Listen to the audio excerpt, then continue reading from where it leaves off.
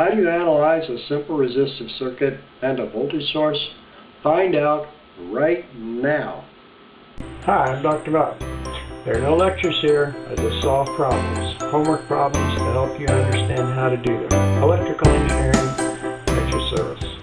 Okay, in this problem we're given this circuit. We have a 50 volt supply, or 25 volt supply. We have a resistor here, which is 2 ohms, and then a resistor here of 10 ohms, and a resistor over here, which is 40 ohms, and then the circuit is completed this way. Okay, we have two currents that are identified, IB, and this is IA. And in this problem we're asked determine IA, IB. In this course we also have plus minus. It's called V out. Sometimes it's called V naught. It's plus and minus. And it's very often referred to as V out because this supplies some output voltage here, which we're going to determine.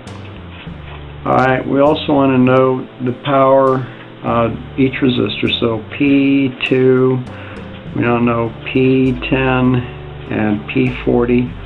And then of course in the end we want to know the power supplied by the voltage source. So how much power is delivered by P25.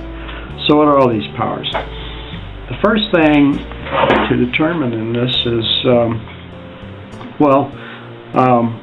we can determine the currents right away, but the first thing we want to know is the overall current. So how do we do that? The first thing is to determine how much total resistance is in the circuit. So we'll break this down into one circuit and turn it into plus, minus. We're going to reduce and simplify this circuit, and then we're going to come back to it. And then we'll have a single resistor over here, and that'll represent this circuit. So this is 2 ohms. This is a combination of these two resistors right here. So I'm going to call this R equals to 1 over 10 plus 1 over 40 ohms. And when we work that out, 1 over 10 plus 1 over 40 is going to come out to, this is 4 over 40. 5 over 40 is equal to 40 over 5, which is basically equal to 8 ohms. So the total of these two is 8 ohms. Alright, so this is 8 ohms, which is the parallel combination of these two resistors. You know, this is the resistors in parallel.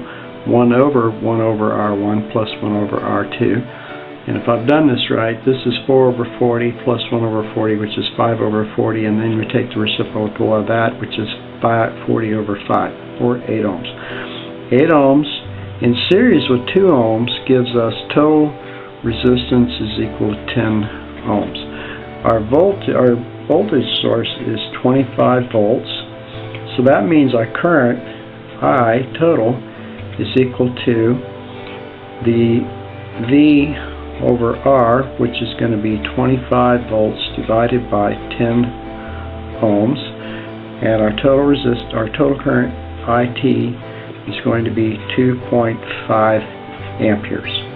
Alright, so that fixed the first problem, the first part of this problem. So that means I've got a current going right here, 2.5 amps, through a 2 ohm resistor. That tells us that the voltage drop right here, and it's going to be a drop because we'll use this as a reference and put a ground signal here, call this 0 volts. This is 25 volts here, and this is going to be a 2 times 2.5, or a 5 volt drop. So we get minus 5 volt drop between these two things right here. So this is 20 volts right here at that point. So right away we can get IA. IA we see is 20 volts divided by 10 ohms. 20 volts over 10 ohms, which is equal to 2 amperes.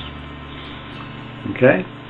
And we can figure out right away if this is 2.5 amperes, and we know that we've got 2 amperes going this direction, and obviously there's 5.5 or half an amp going this way. We can verify that by just saying we know that this is 20 volts everywhere along this leg, right? So now IB is just equal to 20 volts divided by 40 ohms, which is 0.5 amperes. So we knew this, alright? That was already there. So IB is equal to 0.5 amperes. Okay, from there, and then of course V out, 0.5 amps. We already know what V out, that gave us V out.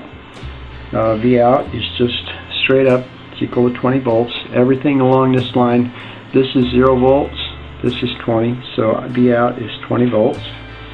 That comes straight out. What else do I want to know? Power, P2.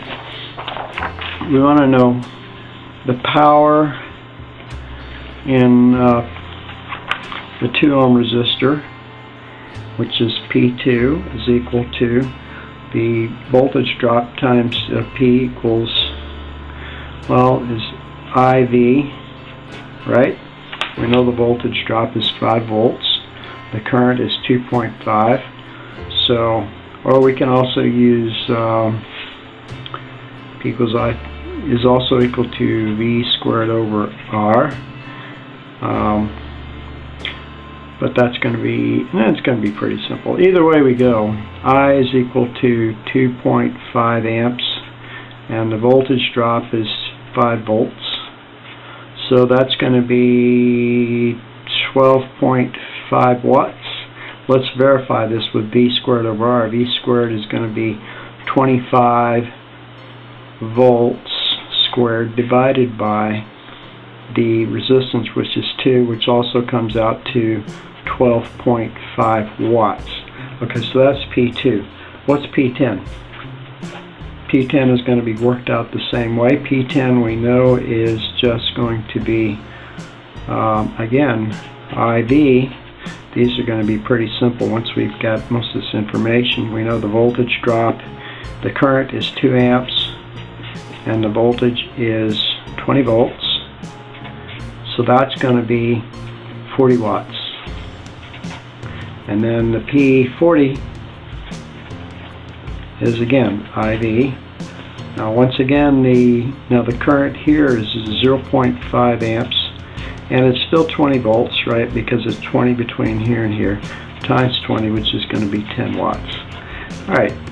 So we can figure out the P delivered by the power supply, P25, can go one of 2 ways. Either add all these up, so I have 62.5, right? It's going to be P2 plus P10 plus P40. That's one way to do this, and we're going to verify that P2 is 12.5 watts plus 40 watts plus 10 watts. And that comes out to 62.5. Now let's verify it the other way. P25 also equal to IV, right? Well, here's I is going to be, we already determined that the total current is 2.5 amps.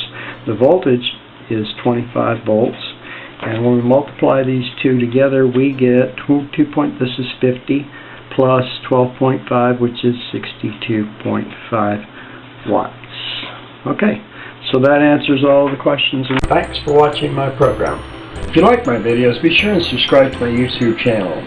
And for an organized listing of my YouTube videos, go to my website, www.wherearemyplacebos.com, and click on videos. Have a great day.